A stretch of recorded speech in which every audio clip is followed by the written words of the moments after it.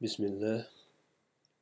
So I would like to pause here for 1 second to understand this inmost dimension of the spirit in some depth. The spirit is the ground of your being. It is your inmost depth. It is your essence. It is the idea that God breathed His Spirit into you, that the All-Spirit which gave rise unto the world, the source of all existence, the ineffable mystery which lies behind and beneath every living thing,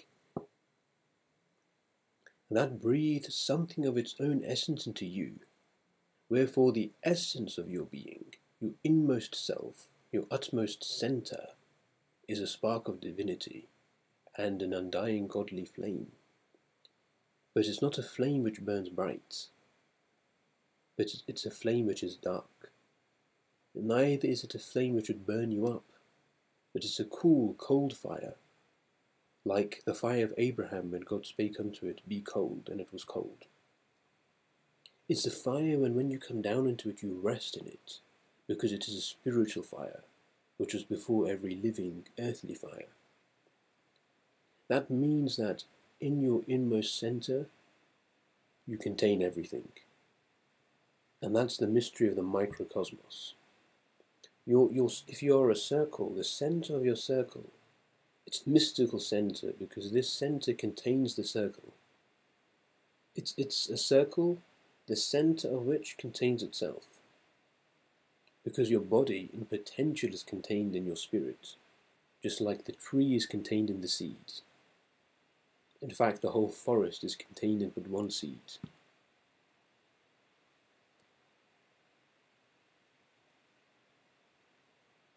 It is your source, the source of your being which contains you, but it is a silence, because all sound is come out from this, wherefore cannot be a sound, even as all light bursts forth from this. So it itself is not light. So we say that it is a silence. We say that it is a darkness. But that doesn't mean it's a darkness in the sense that, when I turn my lights off, the room is dark. Or when I stop speaking, it's silence. It's not darkness or silence in antinomy, as an antithesis to the sound and to the light which we see before us.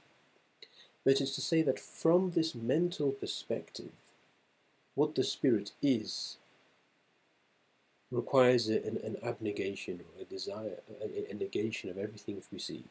It's not this, it's not this. And I believe in some Hindu traditions they have this idea of I think they say neti neti, it's not that, not that. In the Abrahamic traditions, there's the divine darkness, that you negate God. In Arabic, what do you say? You say la ilaha. There is no divinity. La ilaha, you negate all divinity. Illallah.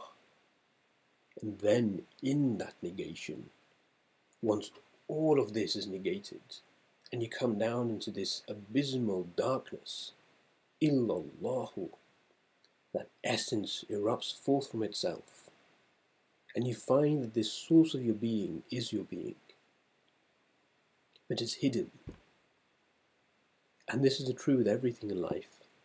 Anything which is of value is hidden, otherwise it wouldn't be of value. That which is most apparent, which is just before me, I can conjure up like a tissue just immediately. There's no value to a tissue. I mean, it's some value, but it's easy to get. A diamond, however, there's no diamonds around me. If I were to procure a diamond, I'd have to go through a lot of trouble. Similarly, thoughts are easy. In fact, I can think the thought of a diamond. It's before me right now. And the better your imagination, the more vivid your thought is going to be, but yet it has no value. Because it comes so easily. It has no value. But now my unthinking center of all thoughts, it's valuable to go on this quest because this thing is so hidden. And it is so hidden because it is so valuable. That is your spirit, your depth, your source. But it's a hidden source, and to get down to it will require a journey. It will require a descent into the dark night of the soul. And that's why the most divine works of artistry always begin with a mystery, begin with light welling forth from the deep darkness. And I should have put the quote here, but there is a quote of the Bible, I believe it might be in Exodus, perhaps on the later books, that God says, I shall dwell in thick darkness. I shall dwell in thick darkness. Here there is a mystery to be pondered. And also in the Quran it says, إِنَّ الَّذِينَ يَخْشَوْنَ رَبَّهُمْ بِالْغَيْبِ غَيْب. Those who worship their Lord by the unseen, by the al-ghaib is a meaning for this utmost unseen, mysterious darkness. Related to that word is ghayhab, which means pure thick darkness. I shall dwell in thick darkness. And now if God breathed His Spirit into you, that means that your spirit and your essence likewise dwells in the thick darkness of the dark night of your soul. And the process of meditation, the process of all spiritual practice, is this. It is coming down and returning into this self. But you see that this journey requires an involution, that is to turn into yourself. And that turning into yourself is to close your eyes to the light of this world and to awaken them into this dark night of the underworld which is inside of you. And that's a quest which most of us shun because it is fearsome to some degree.